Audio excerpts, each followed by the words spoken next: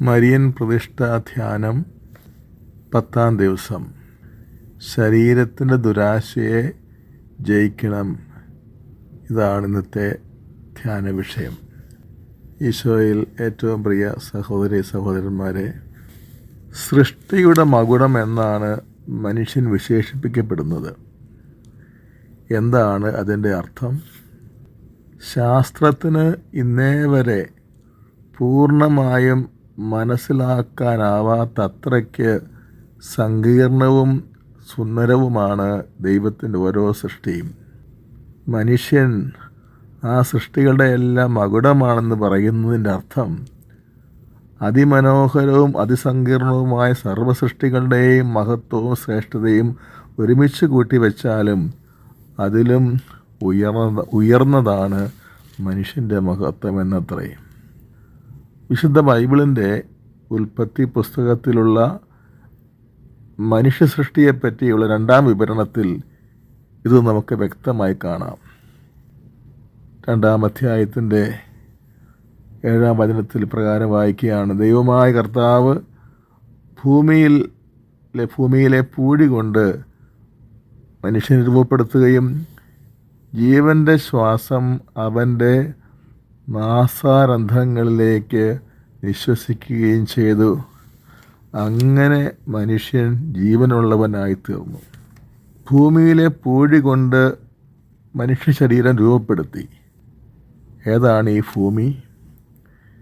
ദൈവം ഉലാത്തിയിരുന്ന ഏദൻ തോട്ടത്തിലെ മണ്ണ്, കർത്താവിൻ്റെ പാദസ്പർശമേറ്റ സ്ഥലം. ആ വിശുദ്ധ പൂഴി കൊണ്ടാണ് മനുഷ്യ ശരീരം സൃഷ്ടിക്കപ്പെട്ടത്. അതിനും പുറമെ അതിനെ സചേതനമാക്കിയതോ ദൈവത്തിൻ്റെ ജീവശ്വാസം, ദൈവാത്മാവ്. ചുരുക്കത്തിൽ സൃഷ്ടിയുടെ മകുടമായ മനുഷ്യൻ ശരീരവും ആത്മാവുമുള്ള ആ അത്ഭുത സൃഷ്ടി ദൈവത്തിൻ്റെ പരിശുദ്ധിയുടെ മറുരൂപമാണ്, ഭൂമിയിലെ ദൈവ സാന്നിധ്യം തന്നെ. ഈ മഹാ അത്ഭുത സൃഷ്ടിയെ വിവരിക്കാൻ ഉൽപ്പത്തി പുസ്തകത്തിലെ സൃഷ്ടിയുടെ 2-ാം വിവരണം കുറച്ചുകൂടെ വ്യക്തതയോടെ ഇത് നമുക്ക് മനസ്സിലാക്കി തരുന്നുണ്ട്. അങ്ങനെ ദൈവം തൻ്റെ ഛായയിൽ മനുഷ്യനെ സൃഷ്ടിച്ചു. ദൈവത്തിൻ്റെ ഛായയിൽ അവിടുന്ന് അവനെ സൃഷ്ടിച്ചു. സ്ത്രീയും പുരുഷനുമായി അവരെ സൃഷ്ടിച്ചു. ദൈവം അവരെ ഇങ്ങനെ അനുഗ്രഹിച്ചു: സന്താന പുഷ്ടിയുള്ളവരായി പെരുകുവിൻ. ദൈവത്തിൻ്റെ ഛായയിൽ അവിടുന്ന് മനുഷ്യനെ സൃഷ്ടിച്ചു എന്നതിൻ്റെ ഒരു വിശദീകരണമായിട്ടാണ് സ്ത്രീയും പുരുഷനുമായി അവരെ സൃഷ്ടിച്ചു എന്ന് എഴുതിയിരിക്കുന്നത്. ഇത് നൽകുന്ന സൂചന മനുഷ്യൻ്റെ ലൈംഗികത, അതായത് സ്ത്രീയും പുരുഷനും എന്ന അവസ്ഥ, അത് ദൈവികമാണ്, ദൈവോന്മുഖമാണ്. അതായത് ദൈവം സ്നേഹമാണ് എന്നതുകൊണ്ട് ദൈവസ്നേഹത്തിൽ നിന്ന് ഉത്ഭവിക്കുന്ന ആത്മദാനപരമായ സ്നേഹമാണ് യഥാർത്ഥ മാനുഷിക ലൈംഗികതയുടെ അന്തസത്ത. വൈകാരിക സന്തോഷത്തേക്കാൾ ഉപരി സ്നേഹത്തിൻ്റെ സന്തോഷമാണ് മാനുഷിക ലൈംഗികതയുടെ സവിശേഷത. എന്നാൽ ആദ്യ മാതാപിതാക്കന്മാർ പാപം മൂലം ദൈവത്തിൽ നകന്നതോടെ യഥാർത്ഥ സ്നേഹത്തിൻ്റെ സ്രോതസ്സിൽ നിന്ന് അവർ അകറ്റപ്പെട്ടതോടെ അനിവാര്യ ഫലമെന്നോണം മനുഷ്യൻ്റെ ലൈംഗികതയും താളം തെറ്റി. സ്നേഹത്തിൻ്റെ സന്തോഷത്തേക്കാൾ ഉപരി വൈകാരിക സന്തോഷം പ്രഥമസ്ഥാനത്തായി. ഇതിനെ സഭാപ്രബോധനം ഇങ്ങനെയാണ് പറഞ്ഞു തരുന്നത്. കത്തോലിക്കാ സഭയുടെ മതബോധന ഗ്രന്ഥം 400-ാം ഖണ്ഡികയിൽ: ആദ്യ പാപത്തിൻ്റെ ഫലമായി സ്ത്രീ പുരുഷ ബന്ധത്തിൽ ലൈംഗിക ദുരാശയും ആധിപത്യവും പ്രത്യക്ഷമായി. ലൈംഗിക ദുരാശയും ആധിപത്യവും പ്രത്യക്ഷമായി. അതായത് നിസ്വാർത്ഥവും പരിശുദ്ധവുമായ സ്നേഹത്തോടെ തന്നെ വിവാഹത്തിലെ പങ്കാളിക്ക് നൽകാനുള്ള ലൈംഗികത സ്വാർത്ഥ സന്തോഷത്തിനുള്ള ഒരു മാർഗമായി അധപ്പതിച്ചു. ഈ അവസ്ഥയെയാണ് വിഷയാസക്തി അഥവാ ജഡികാസക്തി എന്ന് വിളിക്കുന്നത്. ജഡികാസക്തി കീഴ്പ്പെടാതെ ലൈംഗിക വിശുദ്ധി പാലിക്കുക ക്രിസ്തീയ പരിപൂർണതയ്ക്ക് അത്യന്താപേക്ഷിതമാണ്. അതിനാലാണ് ഇന്നത്തെ ധ്യാന വിഷയമായി ലൈംഗിക വിശുദ്ധി നാം സ്വീകരിച്ചിരിക്കുന്നത്. സുറമലബാറിയത്തിലെ പരിശുദ്ധ കുർബാന ബലിയിൽ കർത്തൃ പ്രാർത്ഥനയിൽ നാം ഇങ്ങനെ പ്രാർത്ഥിക്കാറുണ്ട്: സ്വർഗവും ഭൂമിയും അങ്ങേ മഹിമയാൽ നിറഞ്ഞിരിക്കുന്നു. എന്താണ് അതിനർത്ഥം? സ്വർഗവാസികളിലും ഭൂവാസികളിലും ദൈവത്തിൻ്റെ മഹത്വം നിറഞ്ഞിരിക്കുന്നു എന്ന് തന്നെ. ശരീരമില്ലാത്ത സ്വർഗവാസികൾ ദൈവത്തിൻ്റെ മഹിമ വിളിച്ചോതുന്നവരാണെങ്കിൽ, അതേപോലെ തന്നെ ശരീരികളായ മനുഷ്യരും ദൈവത്തിൻ്റെ മഹിമയാണ് ഉദ്ഘോഷിച്ചുകൊണ്ടിരിക്കുന്നത്. മനുഷ്യാവതാരത്തിലൂടെ പുത്രനായ ദൈവം നമ്മുടേതുപോലുള്ള ഒരു ശരീരം പരിശുദ്ധ കന്യകാമറിയത്തിൽ നിന്ന് സ്വീകരിച്ചതോടെ മനുഷ്യ ശരീരം ഉപരി മഹത്വമണിഞ്ഞു. തൻ്റെ ശരീരത്തിൽ യേശു പീഡ സഹിക്കുകയും കുരിശിൽ മരിക്കുകയും ചെയ്തതോടെ മനുഷ്യ ശരീരം രക്ഷയ്ക്കുള്ള ഉപകരണവുമായി തീർന്നു. അന്ത്യവിധിയിൽ ശരീരങ്ങൾ ഉയർക്കാനിരിക്കുന്നു എന്നത് ശരീരത്തിൻ്റെ മഹത്വത്തിൻ്റെ മകുടമണിയലാണ്. അന്ത്യ അത്താഴത്തിൽ തൻ്റെ കയ്യിലിടുന്ന അപ്പത്തെ എൻ്റെ ശരീരം എന്ന് യേശു വിളിച്ചതുപോലെ മനുഷ്യാവതാരത്തിൽ നമ്മുടെ ശരീരത്തെ എൻ്റെ ശരീരമെന്ന് യേശു പറയുകയും അവിടുത്തെ ശരീരമാക്കി തീർക്കുകയും ചെയ്തു. കൊരിന്ത്യർ 1 ലേഖനത്തിൻ്റെ 6-ാം അധ്യായം 15-ാം വാക്യത്തിൽ എത്ര ഉറപ്പോടെയാണ് പൗലോസ്ലീഹ ഇക്കാര്യം നമ്മളെ പഠിപ്പിക്കുന്നത്: നിങ്ങളുടെ ശരീരങ്ങൾ ക്രിസ്തുവിൻ്റെ അവയവങ്ങളാണെന്ന് നിങ്ങൾക്ക് അറിയില്ലേ? ക്രിസ്തുവിൻ്റെ അവയവങ്ങളെടുത്ത് ഞാൻ വേശ്യയുടെ അവയവങ്ങളാക്കാമെന്നോ? അത് സംഭവിക്കാതിരിക്കട്ടെ. സൂറ മലബാറിയത്തിലെ പരിശുദ്ധ കുർബാനയുടെ 3-ാം പ്രണാമ പ്രാർത്ഥനയിൽ കാർമ്മികൻ ഇങ്ങനെ പ്രാർത്ഥിക്കുന്നു: നിന്റെ ദൈവിക ജീവനിൽ ഞങ്ങളെ പങ്കുകാരാക്കാൻ നീ ഞങ്ങളുടെ മനുഷ്യ സ്വഭാവം സ്വീകരിച്ചു. ഒരു പരിശുദ്ധമായ കൈമാറ്റത്തെപ്പറ്റിയാണ് ഇവിടെ പറയുന്നത്. നമ്മുടെ ശരീരം ദൈവം സ്വീകരിച്ചിട്ട് ദൈവത്തിൻ്റെ ജീവൻ അതിന് പകരമായി നമ്മിലേക്ക് പകർന്നു.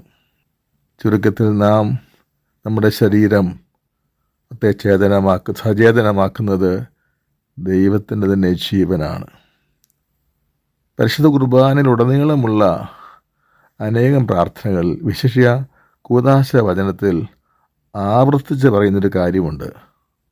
അത് യേശുവിൻ്റെ ശരീരം കടങ്ങളുടെ പൊറുതിക്കും പാപങ്ങളുടെ മോചനത്തിനും ഉള്ളതാണ് എന്നത്രേ.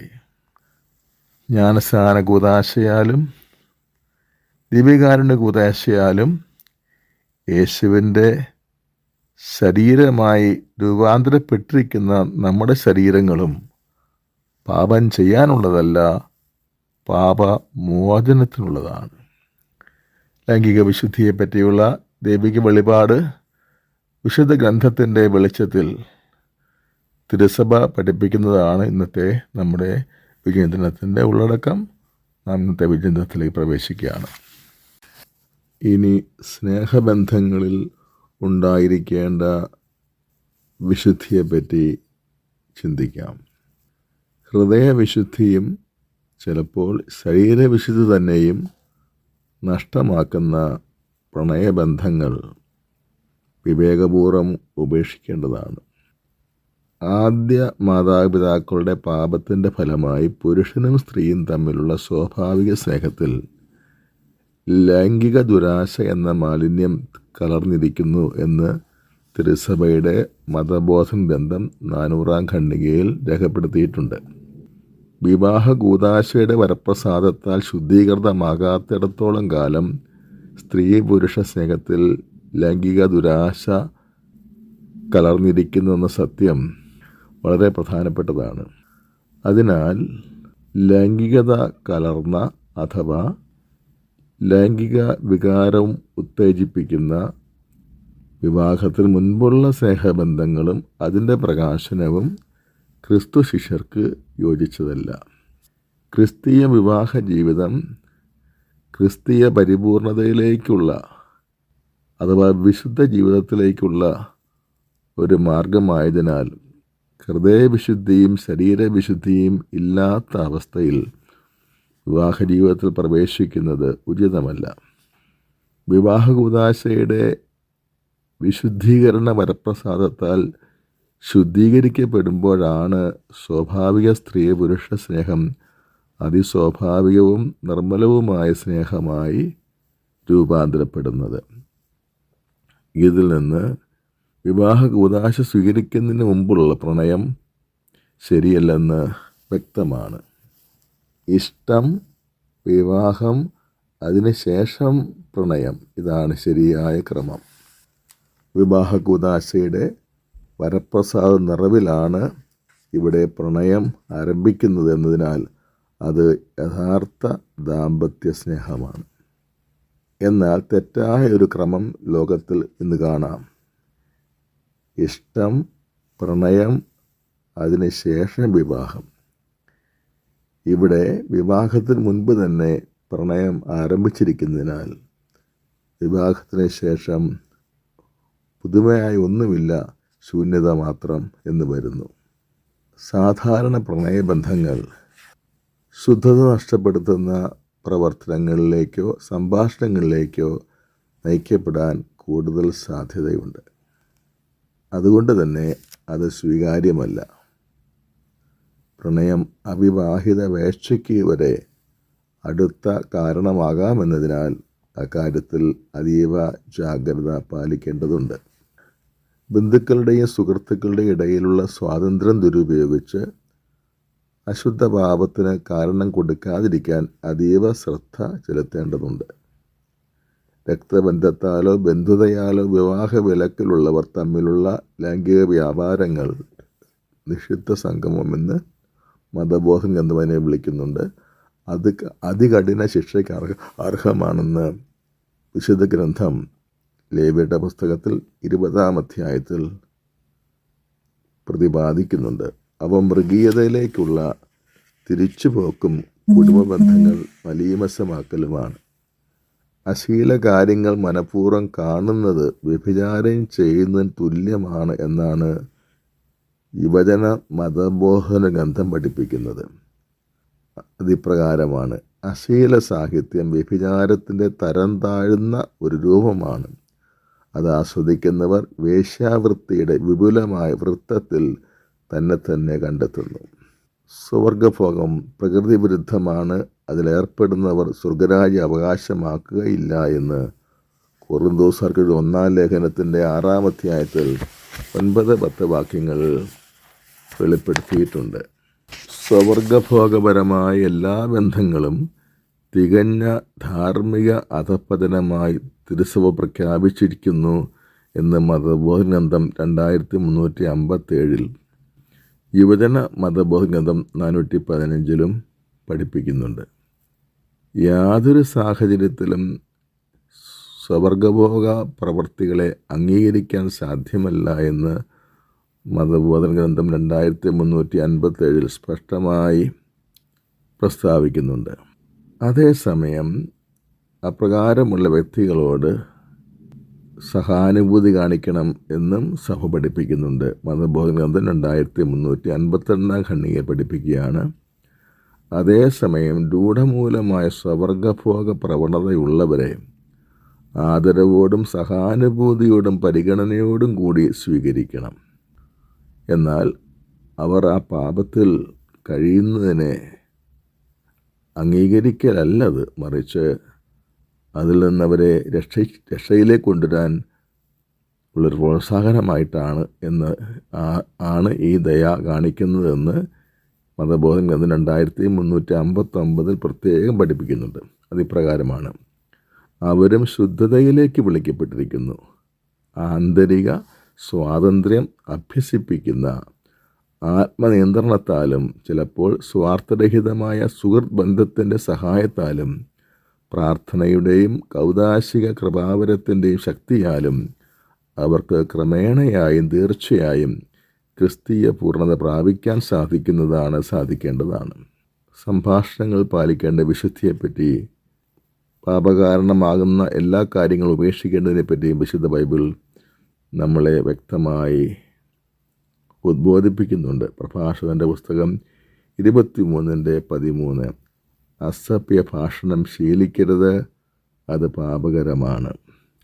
സാമൂഹ്യ സമ്പർക്ക മാധ്യമങ്ങൾ പാപകരമായ സന്തോഷങ്ങൾക്ക് വേണ്ടി ഉപയോഗിക്കുന്നത് കർശനമായി നിരോധിക്കപ്പെടേണ്ടതാണ് എന്ന് വിശുദ്ധ ഗ്രന്ഥം പഠിപ്പിക്കുന്നുണ്ട്. മത്തായിയുടെ സുവിശേഷം 18-ാം അധ്യായം 9-ാം വാക്യം, നിന്റെ കണ്ണ് നിനക്ക് ദുഷ്പ്രേരണയ്ക്ക് കാരണമാകുന്നെങ്കിൽ അത് ചുഴന്നെടുത്ത് എറിഞ്ഞു കളയുക.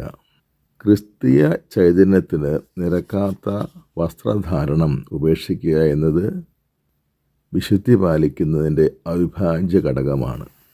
ശരീരഭാഗങ്ങൾ എടുത്തു കാണിക്കുന്ന വസ്ത്രങ്ങൾ ക്രിസ്തീയ ചൈതന്യത്തിന് നിരക്കുന്നതല്ല, കാരണം അത് അനേകർക്ക് പാപഹേതുവാകും. തീമോഥെയോസിന് എഴുതിയ 1-ാം ലേഖനത്തിൻ്റെ 2-ാം അധ്യായത്തിൽ 9-ാം വാക്യത്തിൽ പരിശുദ്ധാത്മാവ് പൗലോസ് അപ്പോസ്തലനിലൂടെ പഠിപ്പിക്കുകയാണ്, സ്ത്രീകൾ വിനയത്തോടും വിവേകത്തോടും കൂടെ ഉചിതമായ വിധം വസ്ത്രധാരണം ചെയ്ത് നടക്കണമെന്ന് ഞാൻ ഉപദേശിക്കുന്നു. അടക്കവും ഒതുക്കവുമുള്ള വസ്ത്രധാരണം ക്രൈസ്തവ സ്ത്രീകൾക്ക് അത്യന്താപേക്ഷിതമാണെന്ന് ഈ തിരുവചനം വ്യക്തമാക്കുകയാണ്. പഴയ നിയമത്തിൽ തന്നെ വസ്ത്രധാരണത്തെപ്പറ്റി വ്യക്തമായൊരു പ്രബോധനം ദൈവം തന്നിട്ടുണ്ട്. നിയമാവർത്തനം 22-ാം അധ്യായം 5-ാം വാക്യം, സ്ത്രീ പുരുഷൻ്റെയോ പുരുഷൻ സ്ത്രീയുടെയോ വേഷമണിയരുത്. ഈ തിരുവചന താക്കീത് എന്നത്തേക്കാളും ഉപരി ഇന്ന് പ്രസക്തമാണ്. കാരണം ആധുനിക ഫാഷൻ വസ്ത്രങ്ങളിൽ ലിംഗാധിഷ്ഠിത വ്യത്യാസം ഇല്ലാതായിക്കൊണ്ടിരിക്കുകയാണ്. വ്യക്തിമാഹാത്മ്യത്തിൻ്റെ കാര്യത്തിൽ സ്ത്രീ പുരുഷന്മാർ തമ്മിൽ യാതൊരു വ്യത്യാസവുമില്ലെങ്കിലും ശരീരഘടനയിൽ വലിയ വ്യത്യാസമുണ്ട്. അക്കാരണത്താൽ വസ്ത്രധാരണത്തിൽ സ്ത്രീ പുരുഷ വ്യത്യാസം നോക്കേണ്ടതില്ല എന്ന ചിന്താഗതി യുക്തിരഹിതവും അപകടകരവുമാണ്. ഈ അപകടത്തെപ്പറ്റി പരിശുദ്ധ മറിയം ഫാത്തിമയിലെ പ്രത്യക്ഷീകരണ അവസരത്തിൽ വ്യക്തമാക്കുകയുണ്ടായി. പരിശുദ്ധ അമ്മ പറഞ്ഞു, വരും നാളുകളിൽ ചില വസ്ത്രധാരണ രീതികൾ പ്രചാരത്തിൽ വരും. അത് നമ്മുടെ ദൈവത്തെ വളരെ അധികം ദ്രോഹിക്കും. 1917 നൽകപ്പെട്ട ഈ താക്കീത് നാം കണക്കിലെടുത്തിരുന്നെങ്കിൽ ലോകത്തിൻ്റെ അശുദ്ധി ഇത്രമേൽ വർദ്ധിക്കുമായിരുന്നോ? ഓരോ ക്രിസ്ത്യാനിയും ജ്ഞാനസ്നാനത്തിലൂടെ ക്രിസ്തുവിനെ ധരിച്ചിരിക്കുന്നതിനാൽ അവരുടെ വസ്ത്രധാരണം യേശുവിനെ മഹത്വപ്പെടുത്താൻ സാധിക്കുന്നതായിരിക്കേണ്ടതല്ലേ?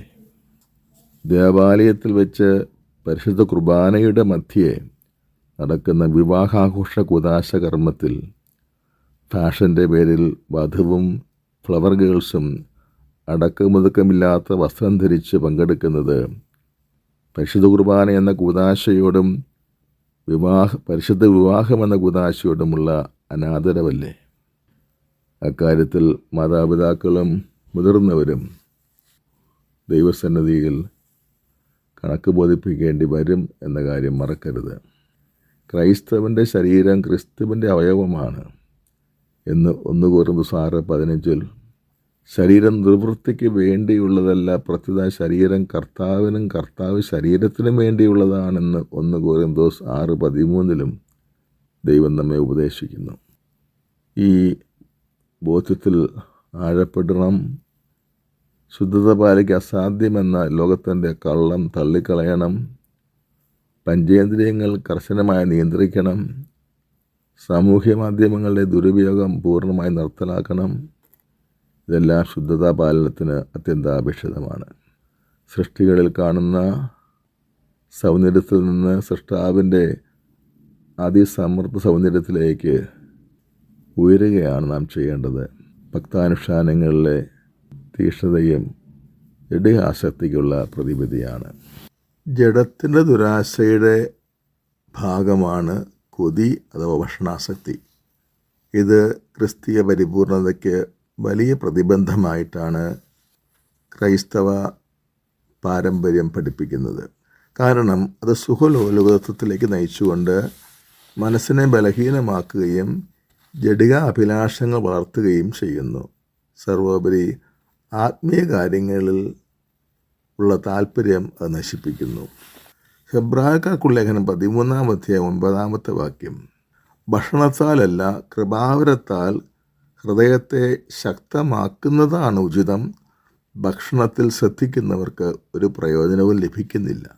ഈ ദൈവിക അനുശാസനം അവഗണിച്ച് ഭക്ഷണകാര്യത്തിൽ അമിത പ്രാധാന്യം നൽകുകയും ആവശ്യത്തിലധികമായും ആർത്തിയോടെ ഭക്ഷണം കഴിക്കുകയും പ്രത്യേക താല്പര്യമുള്ള ചില ഭക്ഷണ സാധനങ്ങൾ തന്നെ വേണമെന്ന് നിർബന്ധം പിടിക്കുകയും ആരോഗ്യത്തിന് ഹാനികരമായ ഭക്ഷണ സാധനങ്ങൾ പോലും നിയന്ത്രണം വരുത്താതിരിക്കുകയും ചെയ്യുന്നത് ഭക്ഷണാസക്തി എന്ന ദുരാശയുടെ ലക്ഷണങ്ങളാണ്. മദ്യപാനം ജഡിക വികാരങ്ങൾ ആളിക്കെത്തിക്കും. അതിനാൽ ജഡത്തിൻ്റെ ദുരാശയിൽ നിന്ന് മോചനം നേടാൻ ലഹരി കുറവെന്ന് കരുതപ്പെടുന്ന മദ്യത്തിൻ്റെ പോലും ഉപയോഗം പാടെ ഉപേക്ഷിക്കേണ്ടതാണ്. എഫെസോസ്യർക്ക് ലേഖനം 5:18 പൗലോസ് അപ്പോസ്തലൻ പഠിപ്പിക്കുകയാണ്, വീഞ്ഞു കുടിച്ച് ഉന്മത്തരാകാതിരിക്കുവിൻ, അതിൽ ദുരാസക്തിയുണ്ട്.